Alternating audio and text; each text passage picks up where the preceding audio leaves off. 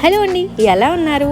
So బయట అయితే చాలా వర్షం పడుతుందన్నమాట. మీకు చూపిస్తాను. కనిపించట్లేదు కదా, కింద చూడండి రెయిన్ డ్రాప్స్ వాటర్లో పడుతున్నాయి కదా. ఈ వెదర్కి, చల్ల గాలికి వేడిగా ఏమైనా తినాలి అనిపిస్తుంది కదా. మాకు కూడా అలాగే అనిపించింది అనమాట. అందుకని చెప్పి మేమైతే వేడిగా పకోడీ అయితే వేసుకుంటున్నాము.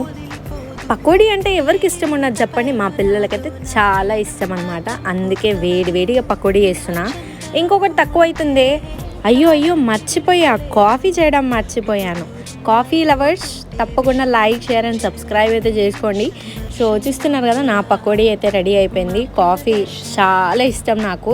ఎప్పుడో ఒకసారి తాగినప్పుడు మాత్రం ఇలా కప్లో తాగుతానమాట పెద్దగా.